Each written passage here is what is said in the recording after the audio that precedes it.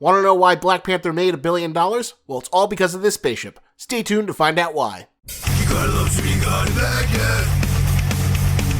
Love is a dead, don't you grab it. Black Panther has hit theaters with the weight of a thermonuclear bomb and is quickly becoming a pop culture sensation the likes we haven't seen in quite some time, making over $1 billion. With reactions like this. So, we sitting here looking at this dope-ass Black Panther poster, and the conclusion that we have come to is that this is what white people get to feel all the time. All the time! All the time! Since the beginning of cinema. All the time! You get to feel empowered like this and represented. This is what y'all feel like all the time? I would love this country too. It's hard not to see why. While many people are pointing towards the big obvious reasons why its success is so important, there's one hugely important detail that's getting lost amidst this cultural discussion. You see, there are currently 3 media narratives that go along with Black Panther. The first one is the conservative narrative, that Black Panther is just another superhero movie, and not even the first one with a leading black superhero. It's not as great as what people are hyping it up to be, and progressives shouldn't be so excited about a movie where the fictional nation of Wakanda espouses the same political philosophy that liberals tend to decry Donald Trump for pushing.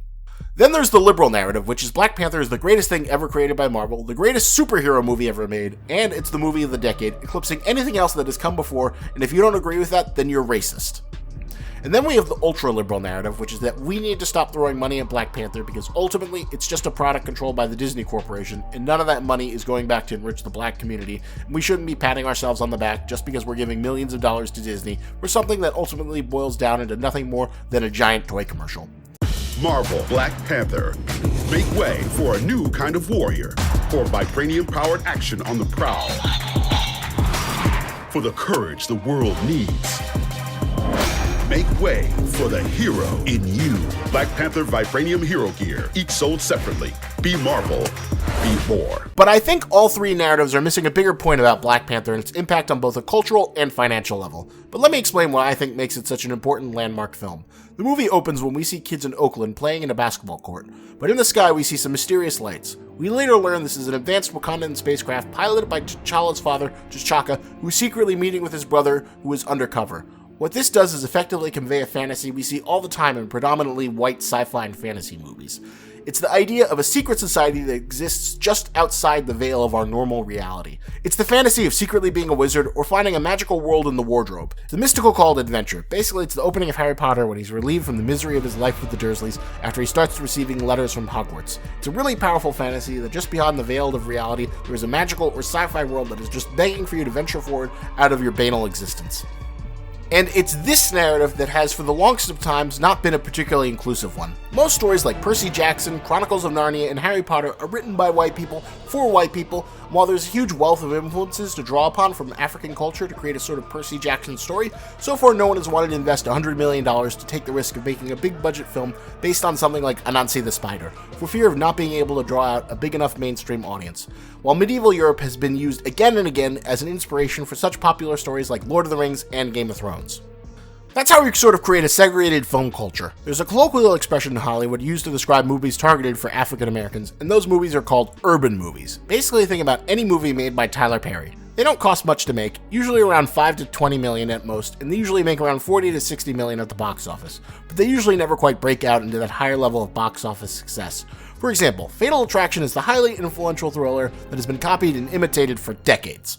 There have been not one, but 2 urban reimaginings of Fatal Attraction with Obsessed as well as The Perfect Guy. Neither of these films saw the same level of success as the original film, which made $320 million and received several Oscar nominations, but they both did respectable business and made their money back, with The Perfect Guy making $60 million on a $12 million budget and Obsessed making $73 million on a $20 million budget. But if I had to guess, you've probably completely forgotten about those 2 movies until I reminded you about them, or you didn't even know they existed in the first place. When you create this sort of cultural ghetto in pop culture, then you also create a cultural glass ceiling. This is a glass ceiling where people of color are only allowed to be supporting characters, but don't get to be the leads in the 4-quadrant tentpole pieces of pop culture unless they're Will Smith. That's one reason why Black Panther is such a big deal, because while there have been black superheroes before, there hasn't been a black superhero made on a tentpole budget of $200 million. Even Blade, who is technically the great ancestor and the guy who indirectly kicked off the entire Marvel superhero renaissance back in 1998, was still a B-action movie made on a mid-tier budget of just $45 million. Black Panther is literally smashing through the perceptual Hollywood glass ceiling,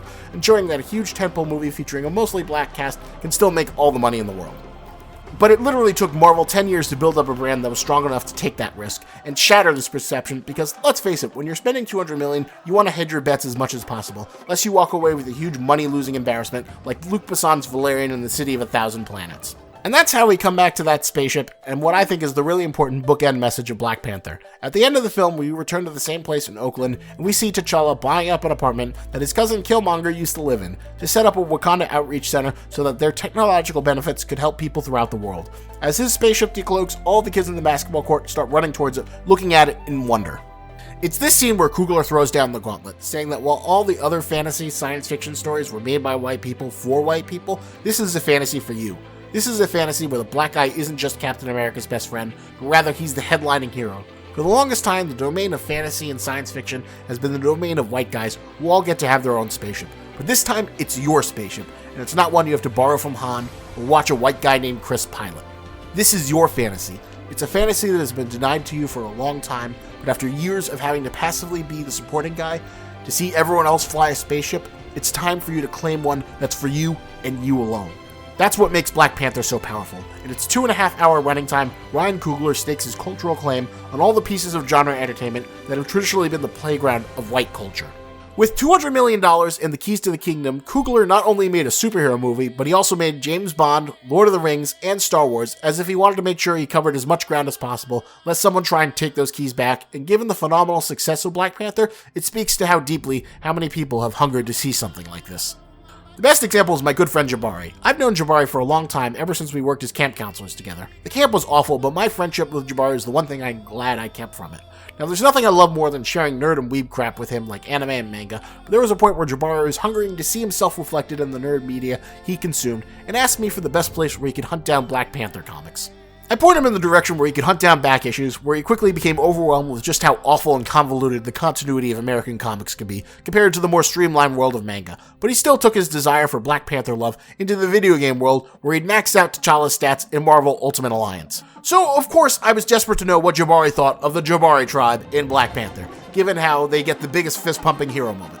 So here are his thoughts. Witness the might of the Jabari tribe firsthand. M'Baku is my motherfucking spirit animal. I don't care how y'all interpret that.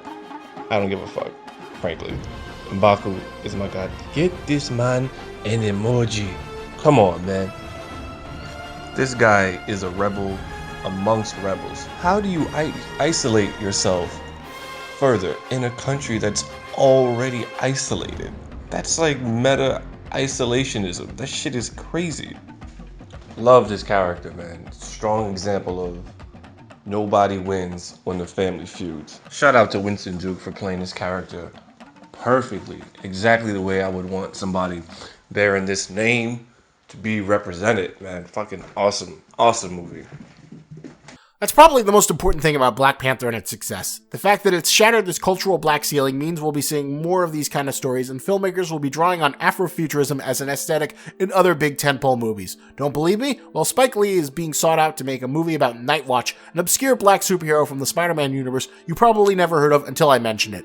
Amazon is currently working on a TV series called Black America, which sees an alternate history where the victims of slavery are granted their own southern states as restitution for slavery, and it's being headed up by Boondocks creator Aaron McGruder. So while you might complain that the huge amount of financial success of Black Panther is only going towards filling Disney's coffers, its success means it will inspire other bold imitators and open up new opportunities that did not exist otherwise. Now there's a much better chance we could see an Anansi the Spider cinematic universe or a Lord of the Rings style epic that takes inspiration from African tribal culture. That's what makes Wakanda important. While it doesn't exist, it serves as a greater ideal for black excellence, and now you could say its role as a fictional ideal is just as important as something like Hogwarts or Rivendell. These places are not real, but what they represent is very real in our hearts. And for all of you who might still be annoyed that all this love is going towards a mass corporate product, then might I recommend checking out the Tuskegee Heirs. It's a black creator-owned comic that has a charming manga art style and is the kind of thing that I keep on hearing progressives all whine about as something they want to see more of. So if you want to help out the community on a more grassroots level, throw some cash at it. Also, stay tuned, because the larger reason why the diversity discussion tends to draw up so much controversy is something I want to discuss in more detail in a future video. But until then, remember, lobster's antennas, but don't you grab it.